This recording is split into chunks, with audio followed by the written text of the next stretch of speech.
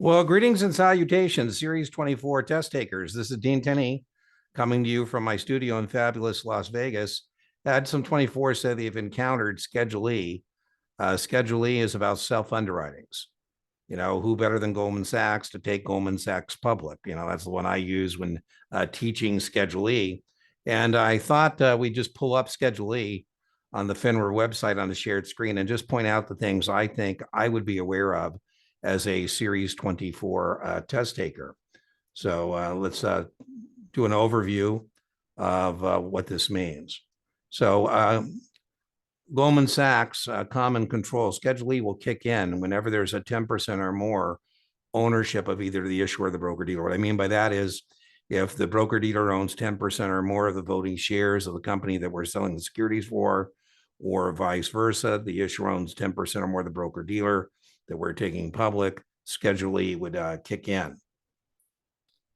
The main conflict of interest about a Schedule E self-underwriting is the price of the offering.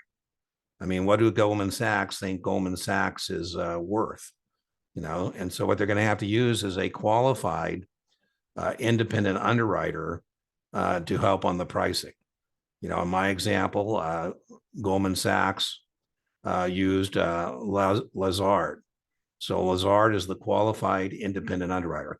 I wouldn't get into the weeds and worry about what makes Lazard a qualified independent underwriter. But, is it 5 times book we're going public at or 10 times book?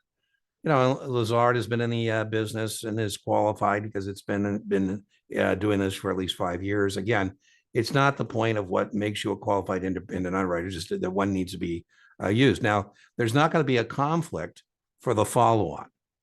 So in my Goldman Sachs example, they went public. I think they did the IPO at 85, took down their shelf a little later on. And now there's no conflict because there's a bona fide independent secondary market. So this applies to the IPO. In other words, Goldman isn't going to need a qualified independent underwriter to do the follow-on. So I would know that would be one of the issues I'd be aware of as about a Schedule E. By the way, no surprise, when Lazard went public, they used as their qualified independent underwriter Goldman Sachs. No surprise.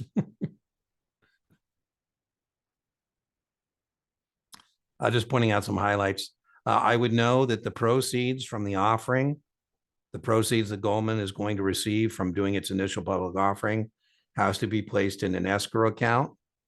So we're going to have an escrow account. I would know that we can't be doing this if we have, let me get out my highlighter here. We're not supposed to be using an initial public offering of the broker dealer's own securities to take care of financial distress of the broker dealer.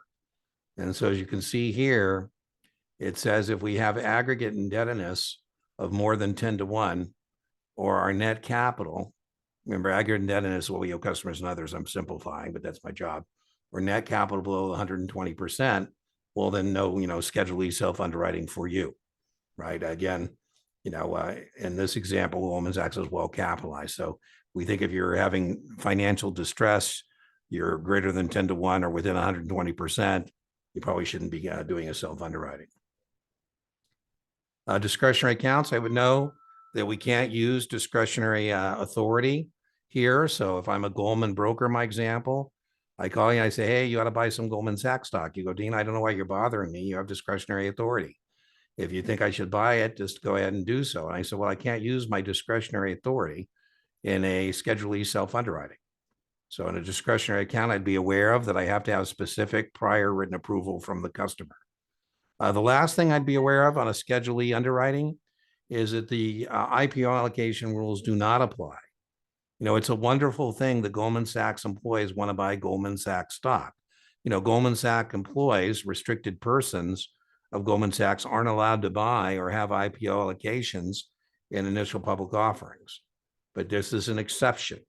And it makes sense, right? That's a good thing that Goldman Sachs employees, when Goldman Sachs is going public, would like to buy their own security. So those are the highlights of a Schedule E self-underwriting that I would be aware of as a test taker on 24. Remember, your 24 inch by inch, your 24 is a cinch, yard by yard, your 24 is hard. And let me know if you thought this worked as well as making up slides or doing that. I'm trying to get this out quickly because somebody's taking a test and I'm making it for them. But we'll see how it works. Bye-bye.